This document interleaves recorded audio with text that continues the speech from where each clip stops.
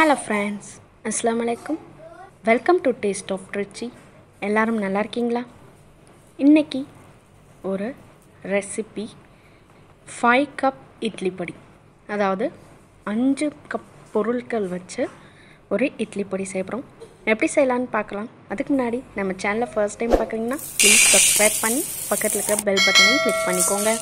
ஒரு கடாயை சூட் பண்ணி 1 கப் கடலைப்பருப்பை நல்லா இந்த மாதிரி ரோஸ்ட் பண்ணி எடுத்துக்கோங்க. இப்போது 2வது கப்பாக முழு உளுந்தை எடுத்துக்கலாம்.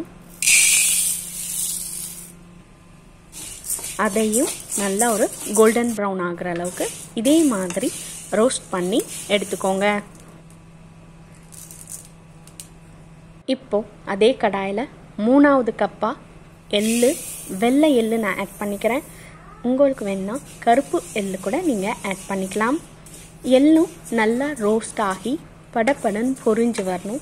அது வரைக்கும் நல்லா ரோஸ்ட் பண்ணி எடுத்துக்கோங்க. திரும்ப அதே கடாயில் 4வது கப்பாக நல்லா வாஷ் பண்ண ஃப்ரெஷ்ஷான கருவேப்பிலை எடுத்து அதையும் நல்லா ரோஸ்ட் பண்ணுங்கள். அந்த ஈரப்பதம் எல்லாம் போய் நல்ல ஒரு மொறுமொறுப்பு தன்மையோட கருவேப்பிலை நல்லா ரோஸ்ட் ஆகட்டும்.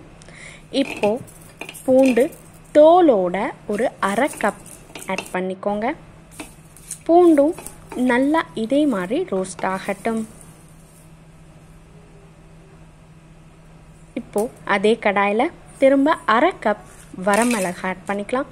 பூண்டும் வரமிளகாவும் சேர்த்து 1 கப் இருக்குது. இந்த வரமிளகாய் இதே மாதிரி ரோஸ்ட் ஆகட்டும். இதில் ஒரு 10 வரமிளகாய் கிட்டக்க இருக்கும். உங்கள் காரத்துக்கு ஏற்ற மாதிரி கூடவோ குறைக்கவோ நீங்கள் ஆட் பண்ணிக்கலாம். அதே கடாயில் 1 டேபிள் ஸ்பூன் பெருங்காயத்தூள், கல்லுப்பு தேவையான அளவு எல்லாத்தையும் சேர்த்து நல்லா ரோஸ்ட் பண்ணிக்கோங்க. அந்த உப்பில் இருக்கிற ஈரப்பதம் எல்லாம் போய் நல்லா ரோஸ்ட் ஆகணும்.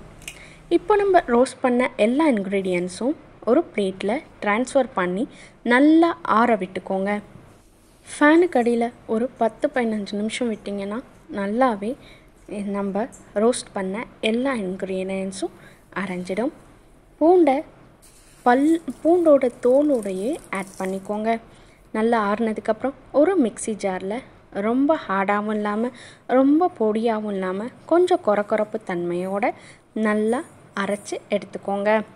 அரைச்ச உடனே காத்தோட்டமாக வச்சுக்கோங்க. ஒரு 5 நிமிஷம் சூடாக இருக்கும்போது பாட்டிலில் மாற்ற வேணாம். இந்த மாதிரி ஒரு ஏர்டைட் கண்டெய்னரில் போட்டு ஸ்டோர் பண்ணி நல்லாவே யூஸ் பண்ணலாம்.